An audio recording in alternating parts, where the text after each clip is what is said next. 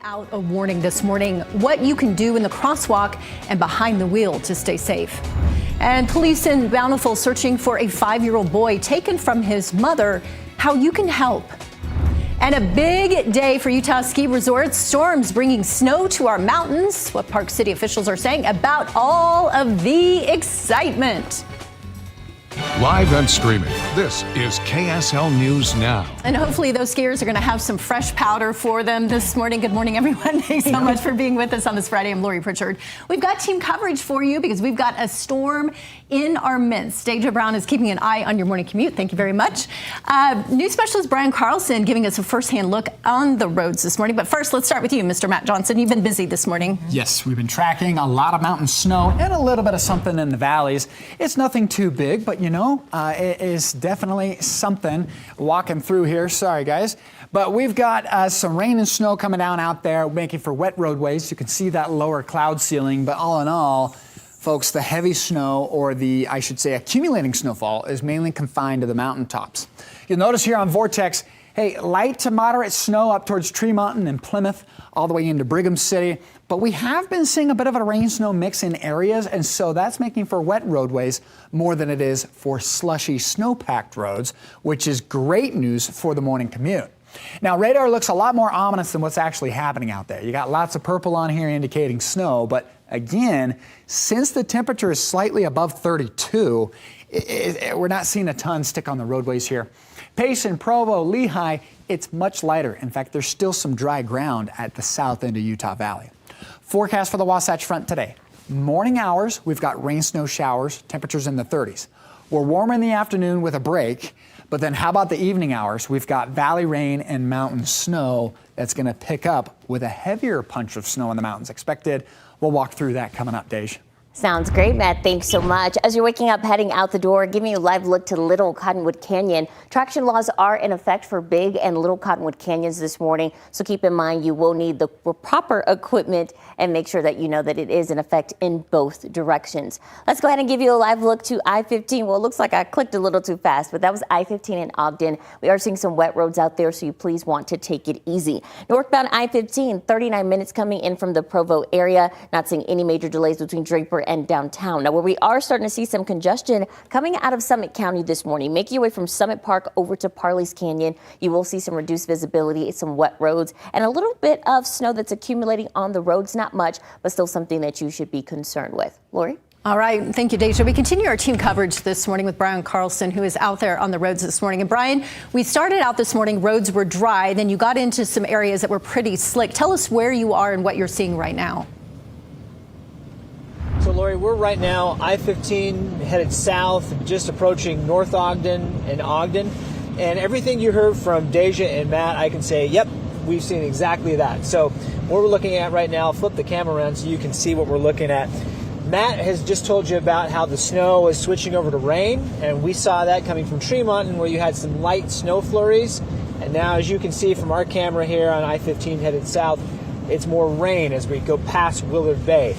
And so it's not sticking to the roads. You heard Deja talk a little bit about that. And our conditions right now, the roads are wet. You can definitely see that, how they're shiny right here as we pass this road sign. But it's really not a big issue as far as how slick the roads are. Like, we saw actually a couple of snow plows that were at least making the rounds out there this morning, but no major issues, at least for how it's causing, maybe reducing traffic or causing backups, or as far as sticking to the roads. Maybe a little bit of slush when we were coming through Sardine Canyon on our way to Logan, and there was some wind blowing some snow through Sardine Canyon, but that was about it this morning.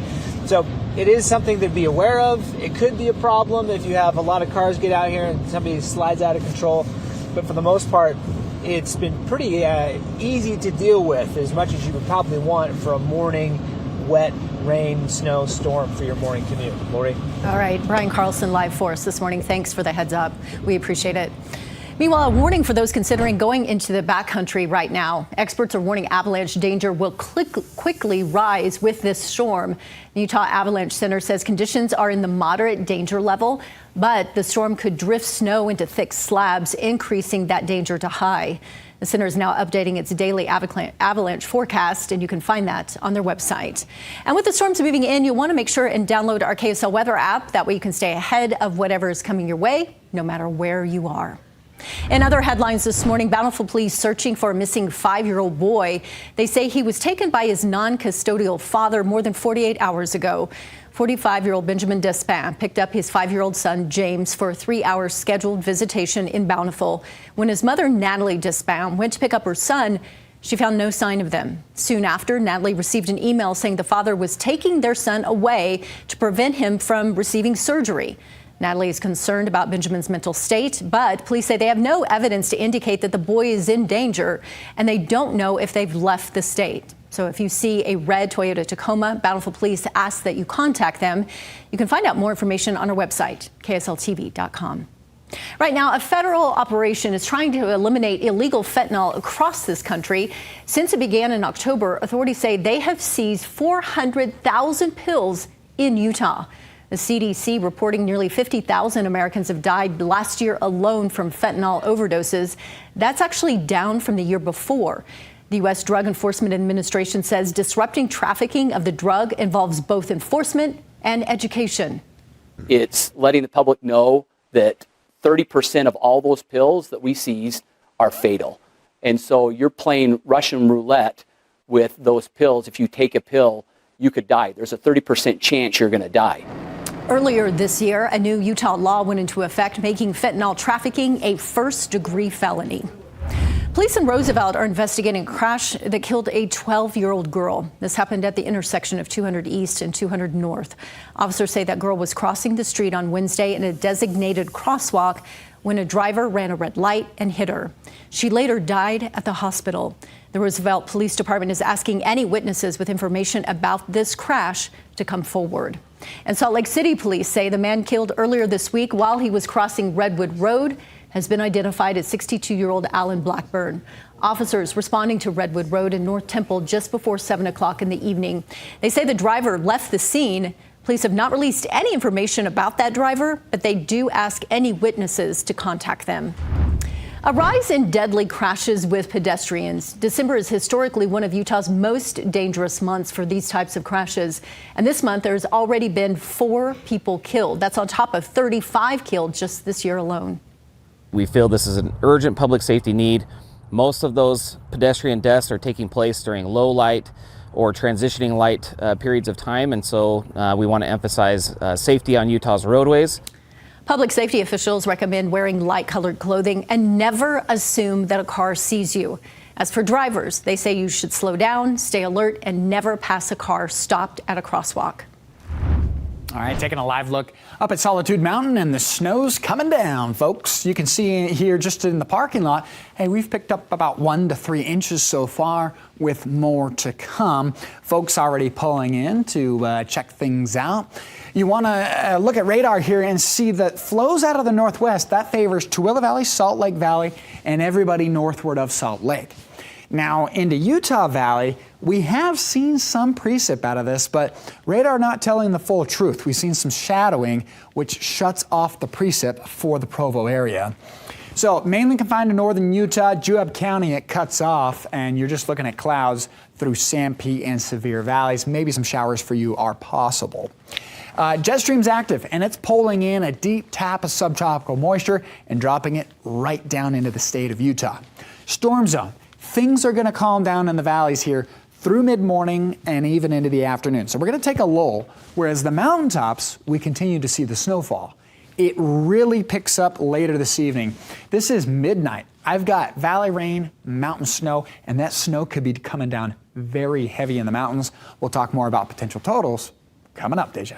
All right, Matt, thanks so much. First, let's take a live look to Big Cottonwood Canyon. Well, I was going to show it to you. Looks like we're having some issues out there. There we go. Big Cottonwood Canyon. This is what you need to know. This is a live look from Mobile 5 this morning. We are dealing with some traction laws that are in effect along Big Cottonwood Canyon and Little Cottonwood Canyon, so you want to keep that in mind. Checking in on Tooele County, dealing with some snow coming out of Erta. Still coming down, thankfully still not impacting your roadways, but we are starting to see just a little bit of a lag on the approach with some congestion building. Things looking good along Bangerter Highway. If you're traveling near the airport, no major issues to report here. So let's get you a quick look at our interstate systems. I-15 still looking good. And then, of course, as you travel out of Tooele this morning, that usual slow point out of Lake Point, no major delays near milepost 100, and then eventually over to the airport like we saw from our camera there. So consistently, as you're waking up and heading out, 46 minutes is your total drive time. As we continue with our headlines this morning, a former BYU football player is facing 2 potential lewdness charges after Provo police say he exposed himself multiple times in public. It happened near the Smith's grocery store around 300 North, 100 West. BYU Sports confirming Kason Krebs has been dismissed from the team for a violation of team rules. A Utah property manager has pleaded no contest to pocketing rent money. Police in Price arrested Katie Childs earlier this year after Remax Bridge Realty started an investigation. Investigators say they discovered that she had kept the money when several tenants were delinquent on rent and were about to be evicted. They believe she stole more than $220,000 from nearly 50 properties. A Utah businessman will spend about 18 months behind bars for illegally using nearly $500,000 in COVID loans. The U.S. Attorney's Office for Utah says Troy Campbell managed to get more than $437,000 in loans meant for small businesses during the pandemic. They say he misrepresented the number of employees and monthly payrolls for the company he did own, Salt IT Solutions. He pleaded guilty to wire fraud and money laundering earlier this year. A judge recently sentenced him to 1.5 years in prison and 2 years probation. New research is highlighting where the state needs to grow to help working women. Utah State University releasing the final batch of data in a 3-year study. They looked at 100 companies that focus on helping women in the workforce. Researchers found many have implemented flexible hours and remote work options, but more still needs to be done with childcare and part-time opportunities. The study was created as state leaders launched an initiative to highlight businesses working to bring in more female workers. It comes as Utah consistently ranks the worst in the country in an annual Wallet Hub report for women in the workplace. Utah could be getting a brand new state park at Manaway Reservoir next year. The state has already collected the money. Lawmakers just need to greenlight the project. This is part of Governor Cox's new budget, which also sets aside $5 million for a mile-long Pioneer Trail. That's a walking loop in downtown Salt Lake City that connects historic sites. He's also asking for more funding to help the Great Salt Lake, including $5 million for leasing and more money for water efficiency programs. All right, take a look at this. Devoted skiers. Right now, tents lining the way to the Needles Gondola at Snow Basin. Some brave skiers camping out right now to be first in line, be the first chair when those lifts finally start running this morning. Snow Basin's general manager says that they have enough snow to open the learning terrain, the main gondola, and a mid-mountain lift. This year, new scanners at every lift should keep those lines moving. Your pass just stays in your jacket, go through our gates, it picks you up, and then you're through, so you don't have to take a pass out or show anybody. Snow Basin is hoping to open the new and improved Becker lift soon. The storm this weekend should help deliver a solid, busy start to this resort, as well as others along the Wasatch Range. And it is opening day at Park City Ski Resort, and the resort says they are excited to welcome people back. The Sunrise Gondola is a new addition this year, and resort officials say it is a great way for skiers to get up the mountain faster and spend less time in line. They say they've been making snow as often as possible, and they are excited to welcome people back to those slopes. Opening day is here. This is the exciting day. This is all the energy, all of the excitement, all of the enthusiasm that's been building throughout the summer months. We love the summer up here in Park City, but Park City is a ski town, and so welcoming skiing and riding back is really exciting for us. Park City's first lift starts up at 9 o'clock this morning. You know, there are bragging rights to being first chair. There are. Yeah. Especially with a storm when it's coming down. Even like better. This. Yep, it's a win-win. And Lori, we love to see that white stuff coming down on the mountaintops. They've been working the slopes here with the snowcats and some of the groomers, getting things ready up at Brighton. You can't see it here, but it is a little bit fuzzy looking. Yeah, that means the snowflakes are coming down at a decent clip right now. Flows out of the north-northwest, and that's bringing in some snow showers, even for the valley floor. But we've also seen it mix with a little bit of rain, and so that's actually causing for some wet roadways.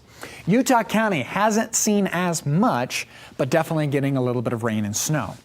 Current pattern has a high pressure system here, and we're drawing in deep subtropical moisture. It's rounding the top of that ridge and headed right into Utah.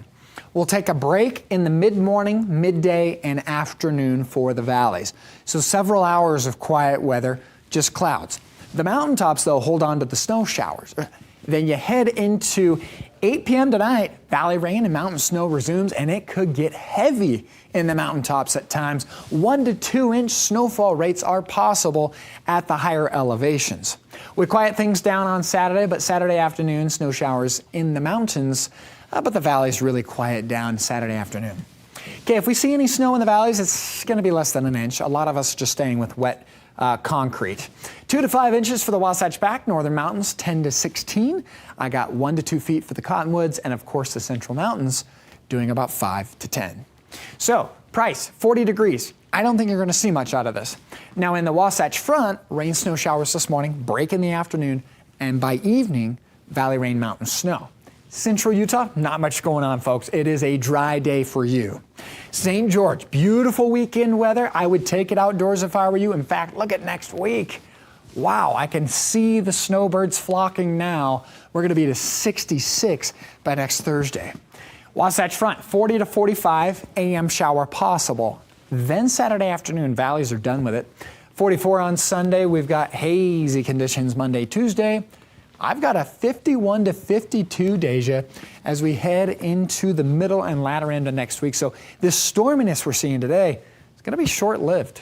All right, Matt, thanks so much. All right, I was going to show you a camera. There we go. This is I-80 as you travel near Parley Summit. We are dealing with some reduced visibility along this stretch, and it looks like either a piece of snow or something is on the camera here. So that is also making it just a little difficult for us to see as you're heading out the door. Please, though, just take it easy out there as we are seeing some slippery roads out there. This is also true over in Davis County. Take a look at your screen. This is I-15 near Parish Road in Centerville. That rain is kicking up from the front of these vehicles, and we're definitely seeing some slow-moving traffic along this stretch, and it's in little pockets here and there. We are still seeing some people speeding, but hopefully they will take our advice and be mindful of their speed. Quick look at your live drive times as you're heading out the door, starting to tick upward coming out of Tooele this morning. That's because we are dealing with a little bit of snow out there and reduced visibility as well. All right, Deja, thank you. In education news this morning, the State Board of Education says Utah's graduation rate is going up. Right now, the rate is at almost 90%. That's up 1% from last year, continuing a multi-year trend of steady improvement. The board also says the dropout rate is down almost a full percent. The largest declines were among American Indian students and African American students. The school board crediting the success on the efforts of local education agencies, educators, families, and community partners. One Utah family making a major investment in youth mental health. The Huntsman Mental Health Foundation announcing a $10 million gift from the Savage family made in honor of the late Neil and Sherry Savage. Neil Savage was a University of Utah alumni, and both he and his wife were known for their volunteer work in the community. This donation will help expand youth mental health care programs and resources statewide. Foundation leaders will release more information in the coming months. And the support comes at a critical time as demand for youth mental health services continues to grow. 'Twas the night before Christmas. One of the season's most popular stories has taken many forms, and now you can see a new version right here in Salt Lake City. KSL got an exclusive backstage look at the renowned acrobats of Cirque du Soleil, bringing to life this classic Christmas story. Along with acrobatics, there's dancers, jugglers, and more. A lot of the sparkle comes from the costumes, and even the shoes have shine. Modern day-to-day wear, but with a wimp, like with a little extra, with a little whimsical. We have Dancer, Dasher, Vixen, you recognize those names. And cast and crew say to bring your family and friends and make some new holiday memories. 'Twas the Night Before is open at the Eccles Theater in downtown Salt Lake City. It runs through December 14th. 500 students from Mountain View Elementary all have a new pair of shoes this morning after a big surprise. Students thought that they were going to the America First Field in Sandy for just a field trip, but what they didn't know is every single student would be going home with a brand new pair of shoes. Yeah, the kids also got to tour the stadium and show off their new kicks to team mascots, players, and coaches. The Natural History Museum of Utah wants your help keeping track of fox squirrels across the state. They're asking Utahns to report sightings or even report not seeing the animal. They hope to collect data on how squirrels move into the new areas that they live in. And to join in this mission, you can head to the Natural History Museum of Utah's website. Okay, checking in on your weather before you head out that door. Folks, a last look at radar shows scattered snow showers through southern Idaho and all the way into Box Elder and Cache counties.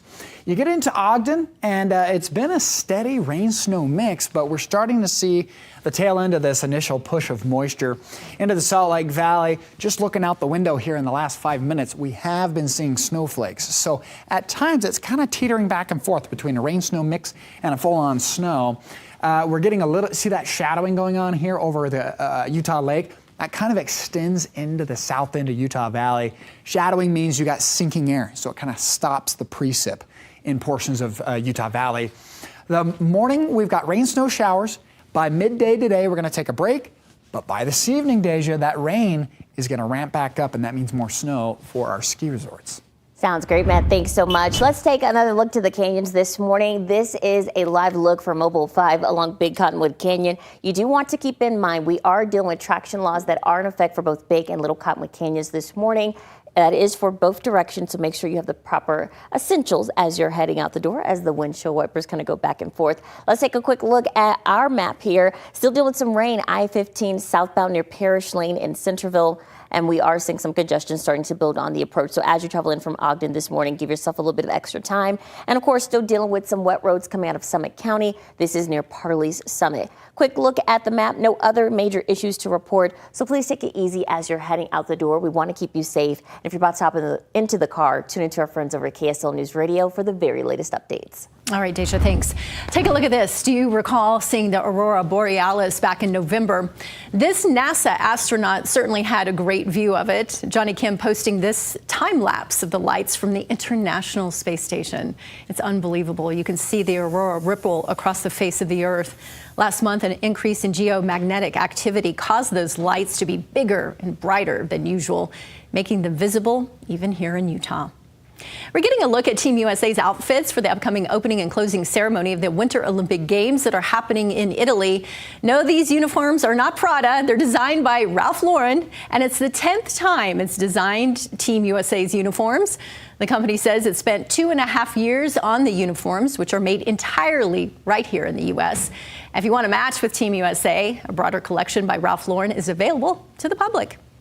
And here at home, the Hogle Zoo is sharing this baby orangutan, well, its first teeth. They say her bottom two incisors are about to make their debut. Her top ones aren't far behind. The zoo says she weighs almost 9 pounds and she loves chewing on everything that she can get her hands on. You can spot her inside the Great Apes building. We're going to leave you on this Friday morning with a gorgeous look to downtown Salt Lake City. Have a great weekend, everyone.